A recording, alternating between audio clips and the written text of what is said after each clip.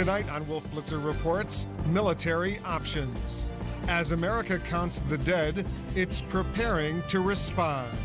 That we have to take this battle, this war, to the terrorists, where they are. And the best defense is an effective offense in this case, and that means they have to be rooted out. How will the U.S. strike back? Where? Against whom? Who's on board? Should there be any rules in a war against terror? We'll go live to our correspondents. I'll speak with Secretary of State Colin Powell, one of the architects of the Gulf War, who stresses this war will be different.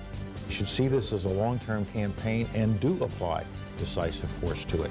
And that force isn't just military force, it's all the elements of national power that are at our disposal. As the Pentagon braces for a difficult conflict, we'll look at how it's emerging from its first painful battle.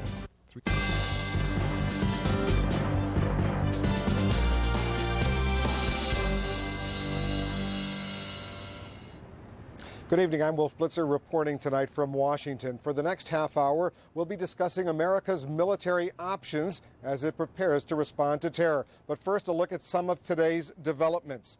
Dramatic and painful new views of the World Trade Center ruins, where more than 5,000 people are now listed as missing. Rescue crews still hold out hope for survivors. We lift our hands in the sanctuary. We lift our hands.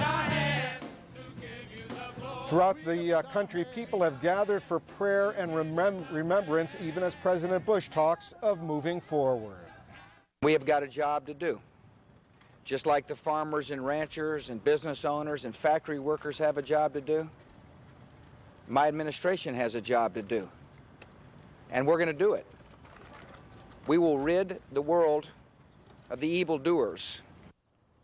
While planes are now back in the skies, Transportation Secretary Norman Mineta says he's appointed 2 task forces to come up with ways to protect airliners and airports from terrorists. As the terrorists last week began crashing the hijacked planes into their targets, the military scrambled to mount some sort of defense. Now the Pentagon's focus has shifted as it considers ways of striking back. Let's go live to CNN's military affairs correspondent Jamie McIntyre. He's at the Pentagon. Jamie, take us back first to last Tuesday. Was the U.S. prepared to shoot down one of those hijacked airliners? Yes, Wolf. Pentagon sources tell us that after the plane crashed into the Pentagon, President Bush made the agonizing decision to authorize the shoot-down of United Airlines Flight 93 with 45 people on board if it threatened Washington. Vice President Dick Cheney today said it was the toughest decision of the day. The President made the decision on my recommendation as well, wholeheartedly concurred in the decision he made, that if the plane would not divert, if they wouldn't pay any attention to instructions to move away from the city, as a last resort, our pilots were authorized to take them out. That Boeing 757 crashed in Pennsylvania, apparently after the male members of the crew tried to overpower the hijackers, so those grim orders never had to be carried out. In the case of the plane coming into the Pentagon, there were a couple of 3 F-16s racing up here from Langley Air Force Base in Virginia. They were flying at supersonic speed, covered that distance of 130 miles in just 14 minutes. But they still got here 10 minutes after the plane crashed into the building. There was nothing they could do at that point except circle the skies and wait to see if there were any other planes coming. Wolf? Jamie, what military options are being considered seriously at the Pentagon right now? Well, you know, the key word here is unconventional. You're going to hear that a lot. They say don't think of this as a conventional war. Don't think of conventional targets or even conventional weapons and tactics. This is an unconventional war that will be in many ways an intelligence war, in many ways will be a war that will have to be fought diplomatically and economically. So the options that they're looking at are things that involve surgical strikes, targets of opportunity, and a lot of other things that would fall into the non-military category, things that law enforcement and others would do. So we can't tell you the specific plans, obviously, but I can tell you to think of this as an unconventional war, not anything like the war we saw in Yugoslavia or even the 1991 Persian Gulf War. Jamie McIntyre at the Pentagon, thank you very much. And as Jamie points out, this new war may be fought largely in the shadows that may call for new rules or perhaps even no rules. I'm joined now by CNN's national security correspondent David Ensor. What are they thinking about, David? Well, Wolf, as we've been saying, this is a different kind of war, and people look for military retaliation. It just may not be this simple this time. For now, the people on the front lines are diplomats and spies. We're at war. The talk is of war, retaliation for the attacks Tuesday. But the Secretary of State said, for now at least, a war using different kinds of weapons. It's more in an intelligence war, and we've got a great intelligence community. But the Bush administration wants the CIA and other intelligence agencies to have sharper weapons for the fight. It is even considering whether to abandon the 1976 ban on political assassinations. It's still on the books, and as part of our campaign plan, we're examining everything. Years ago, the CIA did try to kill Cuba's Fidel Castro, unsuccessfully. Critics of lifting the ban say it would hurt America's image and could lead to greater danger foreign governments might try to kill U.S. leaders. But since the carnage of Tuesday, a number of experts who supported the ban on assassinations say they are reconsidering. There could well be use, for example, of weapons of mass destruction against us of some kind in this, chemical or even bacteriological. I think when one is fighting against a threat of that sort, you have to not just take some of the gloves off, you may have to take all of the gloves off. Another change in CIA rules, and this one appears likely. In order to try to get spies on the U.S. payroll who are close to bin Laden, administration officials say they will scrap 1995 rules that any informant first be vetted for his criminal and human rights record. You need to have on the payroll some very unsavory characters if, in fact, you're going to be able to learn all that needs to be learned in order to forestall these kinds of activities. The rules were put in after the husband of an American, Jennifer Harberry, was murdered, allegedly by a paid CIA informant in Guatemala's military. Even some key Democrats now favor scrapping them. When you're trying the devil, you don't go to heaven for your witnesses. CIA officials say that even if all that is done, it will still remain the case that the most difficult thing a spy agency can do is get into one of these bin Laden groups. So they don't think these particular steps are going to make all that much difference. No guarantee of success. What's the feeling at the CIA, though? You speak to those officials all the time about the possible removal of that ban, that prohibition against assassination. They have mixed feelings about it, Wolf. I mean, they're not convinced that you couldn't, if this is considered a war, you can shoot at your enemy. If this is considered a law enforcement matter, you can shoot at someone who resists arrest. So they don't really feel that it's a huge problem. But if it would make everyone feel like there was progress, they're not opposed to it. What one veteran said to me, though, is, you know, one of the best things you could do is give us some more money, and one of the things we could do is raise the reward for bin Laden's life from $5 million to, say, 50 or 100 million. That might get people interested. Okay. David Ensor, thank you very much. And another weapon in the U.S. arsenal is diplomatic pressure. Let's go live to CNN State Department correspondent Andrea Koppel. The diplomacy obviously could be critical to these military options, Andrea. Absolutely, Wolf. In fact, tomorrow a high-level Pakistani delegation is going to travel to Kandahar, Afghanistan to meet with the head of the ruling Taliban militia. It's a last-ditch diplomatic effort by Islamabad to keep the situation, the war of words really, between Washington and the Taliban from escalating any further. All eyes are on Pakistan as it prepares to deliver the Taliban an ultimatum. Turn over Osama bin Laden and shut down Afghanistan's terrorist training camps immediately or face the consequences. United by religion and geography, Pakistan is the Taliban's closest ally and a critical link between Afghanistan and the outside world. The leader of Pakistan has been very cooperative. He has agreed with our requests to aid our nation to hunt down, to find, to smoke out of their holes the terrorist organization that is the prime suspect Landlocked, caught between Iran and Central Asia, and diplomatically isolated from the international community, the Taliban rely on Pakistan for just about everything. But now Pakistan says that support will end. We will do whatever it takes to ensure that we stand with the international community to do what is necessary. President Pervez Musharraf has told the Bush administration he's ready to cut off the Taliban from fuel, food, supplies, technical advice, and transit points along the border. As the U.S. prepares for a possible military campaign, Pakistan is fast becoming an essential partner.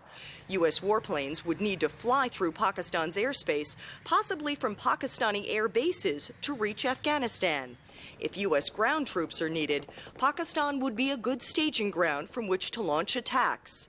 And Pakistani intelligence could prove invaluable. The Pakistanis have been there. They know the terrain. Their intelligence services know more of Afghanistan than we do, and particularly they know the Taliban quite well. But for Pakistan's president, it's a gamble. The Taliban's extreme brand of Islam is popular among the Pakistani people, the government, and the military. But it's a gamble the Bush administration says Pakistan must take, and that message will be reinforced in coming days, Wolf, when a high-level U.S. delegation, many of the representatives of which will be coming from this building, travels to Pakistan to give more specifics as to exactly what the U.S. is planning and how Pakistan can help. Wolf? Andrea, do you have any indication what the Pakistani government will want from the Bush administration in exchange for that cooperation? Well, publicly, of course, the Pakistanis say that they're just doing this because it's the right thing to do internationally to fight terrorism. But privately, diplomatic sources tell us that, in fact, Pakistan would very much appreciate having those sanctions that the U.S. and the international community have had in place for a number of years lifted. Pakistan, of course, desperately needing its economy to improve, and that would certainly give a boost to Pervez Musharraf, the president of Pakistan. Wolf. Andrea Koppel, once again at the State Department, thank you very much. And the Bush administration was out in force today gathering public support as it takes more steps toward military action. We check in now with CNN White House correspondent Kelly Wallace for details. Kelly, first of all, what is the administration's strategy in trying to generate that kind of public support for the military option? Well, Wolf, the administration's strategy is really what we saw today. The president and his advisors mounting really a full court offensive, making the case over and over again that this campaign against terrorists and those who harbor them, the political, economic, and military campaign, will take time and will not be solved overnight. This war on terrorism is going to take a while. And the American people must be patient. I'm going to be patient. But I can assure the American people, I am determined. I'm not going to be distracted. I will keep my focus to make sure that not only are these brought to justice, but anybody who's been associated will be brought to justice. The president, though, facing a bit of a delicate balancing act because on the one hand, he is gearing the country up for what could be a very long and difficult conflict. And on the other hand, he is urging Americans to go back to work tomorrow and get on with their lives. And Wolf, one issue the White House will be watching very closely is the economy. The New York Stock Exchange opening up tomorrow. The president conceding today that these deadly attacks have definitely affected the economy. But when asked if he was worried that these tragedies might plunge the country into a recession, the president said he had great confidence in the market and great faith in the resiliency of the U.S. economy. Wolf? Kelly, the president is asking everyone to be patient, but he and his top aides are saying this could be years in the making. Is there concern at the White House in that building behind you right now that if there are a lot more U.S. casualties in any upcoming military campaign, that kind of public support for his policies could go away?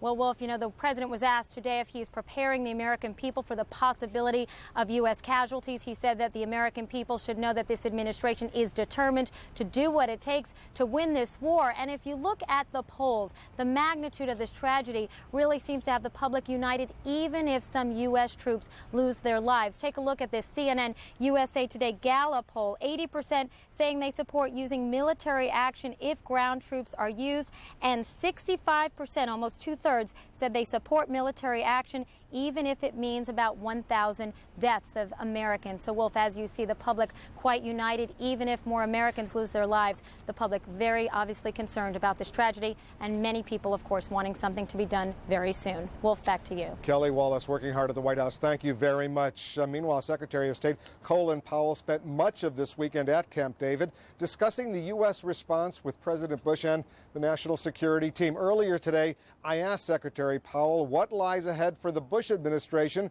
in its battle against terrorism. When you say long term, how long?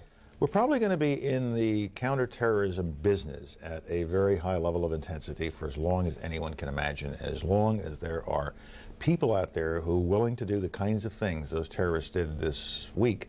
Then we're going to have to be on guard and constantly looking for them, trying to penetrate them and trying to stop them, and not just respond to them, but to stop them, get ahead of them, get inside their decision cycle. This is not weeks or months, but this is years. No, in the near term, we will go after the specific organization responsible for what happened at the World Trade Center at the Pentagon.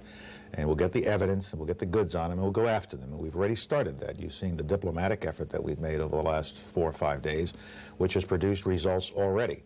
And then we will do whatever is necessary to take care of this organization and make sure they are not able to commit this kind of offense against us again and against the civilized world. It's important to remember that it's not just U.S. citizens that were lost here. Some 40 countries lost people in the World Trade Center, and they're all outraged. The whole world is outraged over this kind of terrorist incident, and it has to be a worldwide response, a worldwide campaign using all the tools that are available to the United States and available to like-minded nations around the world who see this as a scourge on the face of the earth, to do something about it.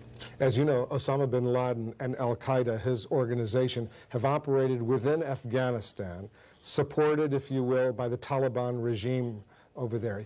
The United States occasionally talks to the Taliban leadership. What are you saying to them right now? Well, we're not talking to them right now, but I expect we will be in the days ahead. And we're going to make it clear to them that they must comply with previous directions they have received from the United Nations and other organizations to stop this, to expel this organization, to destroy this organization, or to help us to destroy this organization.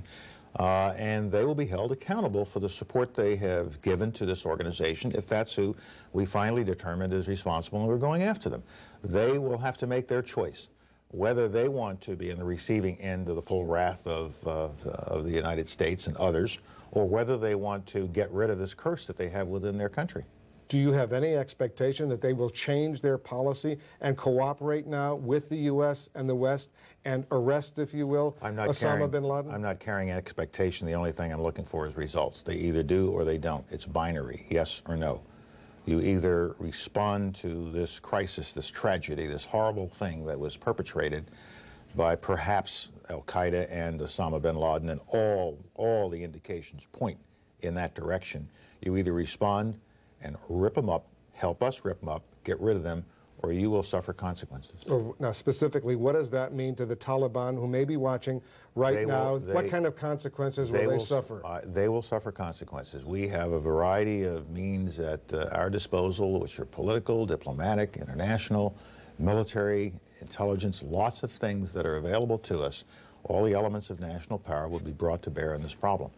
And the Taliban have a problem right now in hosting this kind of regime in the form of the al-Qaeda regime, the al-Qaeda network, and those who support the al-Qaeda network. And they will have to make a choice as to whether or not they're willing to pay the price that they may have to pay to continue to support this kind of activity. As you well know, there have been reports over the years that this organization, al-Qaeda, Osama bin Laden's troops and forces, have also operated in Yemen, in Sudan, and other countries. Are you giving them the same warning?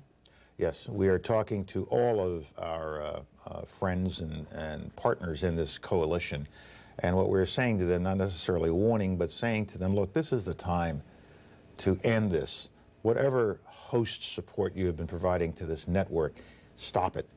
There are UN resolutions and there are other directions from international communities that these things should be ejected from your country, these kinds of cells, this kind of activity.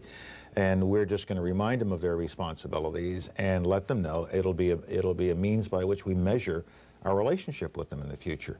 Not necessarily a warning, it's just a clear statement of fact and principle that we're going after them, and you can either help us go after them, and if you choose not to help us go after them, this will have an effect on the relationship that we have with you. There are reports this morning that the government of Pakistan is now about to send a delegation into Afghanistan and demand the arrest of Osama bin Laden. Did you ask Pakistan to do that? We've asked Pakistan for a number of things. I have seen that report, and our ambassador in Islamabad is in touch with Pakistani authorities, and I know the Pakistani ambassador will be on your show a little later this morning, but I cannot confirm yet exactly what the Pakistanis might be doing tomorrow.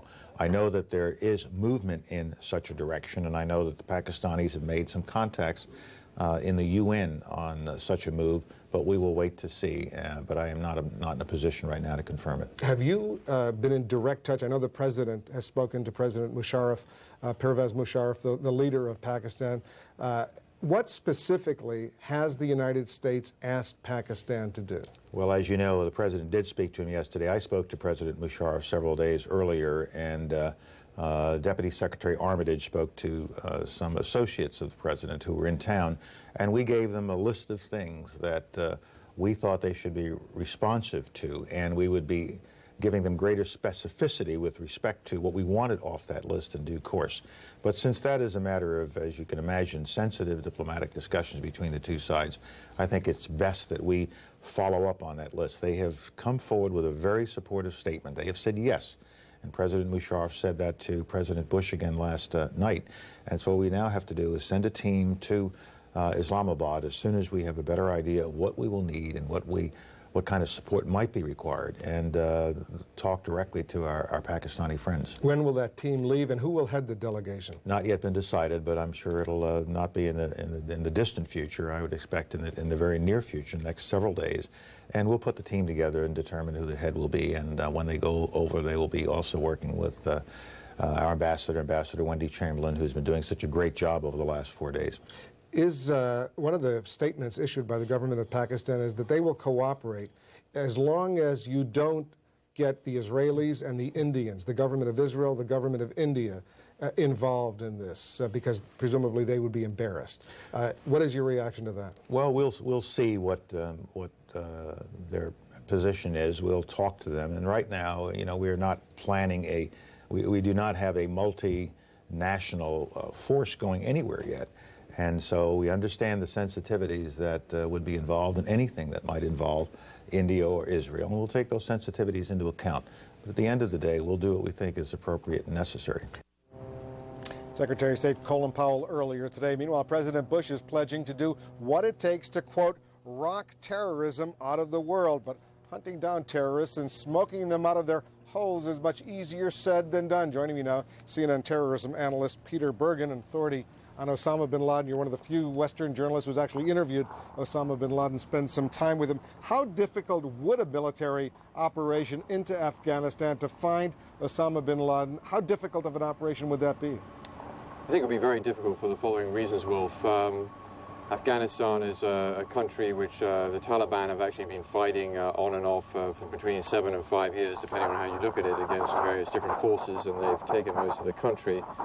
You're dealing with a group of people who are reasonably well armed. I think the estimates on total Taliban forces are somewhere up to 40,000 troops.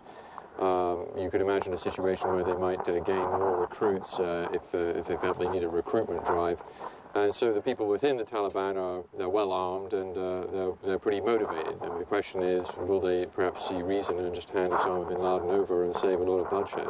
Now, I know you believe that Osama bin Laden right now is still in Afghanistan, but what's to say he's not going to try to leave, go to Uzbekistan or one of the neighboring Central Asian republics of the former Soviet Union? Well, in a lot of those former Soviet republics, there's still actually quite a lot of Russian troops. For instance, in Tajikistan, there are 20,000 Russian troops, and Russia takes a pretty dim view of both bin Laden and the Taliban because of its concerns of Islamic militant movements within the former Soviet Union. So I think it would be extremely unlikely that he would do that. How much influence does Osama bin Laden and his al-Qaeda organization have within Pakistan, especially within the Pakistani military? The Pakistani military is actually full of people who are A, pro-Taliban, and B, pretty pro-bin Laden. And there are also groups of religious parties which have the same kind of worldview. So it's not like the Pakistani government is a sort of monolithic entity. There are factions within it. There may be more pro-Taliban, more pro-bin Laden. There are other factions, for instance, I think Ambassador Lodi, who talked to you, would represent a more moderate and more westernized faction that would like to see this problem go away. Ambassador Lodi, the Pakistani ambassador here in the United States. Osama bin Laden has been an elusive figure. The Clinton administration couldn't find him. Is there a sense that you have that this Bush administration will succeed at this moment in finding him? Well, I guess the stakes, on Tuesday all the rules change, so I mean, I guess they have to find him. And if they don't, this is going to continue. Peter Bergen, you're just completing a book now on Osama bin Laden. We'll look forward to reading that. Thanks for joining us. Recovery efforts continue today at the Pentagon, and while fire officials say hopes are fading for finding any more survivors, recovery crews and families of the missing are not giving up yet. The story now from CNN national correspondent Bob Franken. So many of the strategic decisions about how to wage war have been made within the walls of this massive five-sided building. But now, a new kind of war has arrived at the Pentagon. A plane piloted by hijackers shattered a section of the nation's military nerve center and shattered hundreds of lives. The head of our family is gone, and our lives will never be the same. Every day since the crash, Teresa Russell and her large family meet at a hotel near the Pentagon, wait for word from the Defense Department. Robert Russell, a budget analyst and Teresa's husband of 30 years, is buried somewhere near his office, right where the 757 crashed through the wall. Although we haven't given up hope, we have to face the reality that he may not come back, you know. In fact, Robert Russell's section of the Pentagon had just been remodeled, reinforced, so reinforced that many people near the site of the crash escaped. Navy Petty Officer Charles Lewis was rushed to the hospital and treated for smoke inhalation. He was able to get out. The wall was like Swiss cheese where we were at, and I mean, we could hear people yelling at us, we were yelling back, trying to bang and beat on stuff, letting them know where we were at. But Teresa Russell, her children and grandchildren have heard nothing yet about Robert Russell, so they gained strength from each other to deal with their variety of feelings. Sad. Wish he could come back. That wasn't fair.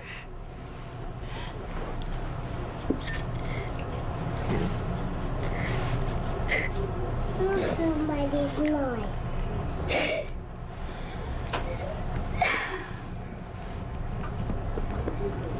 Life isn't fair.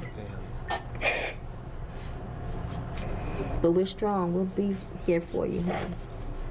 We're all together.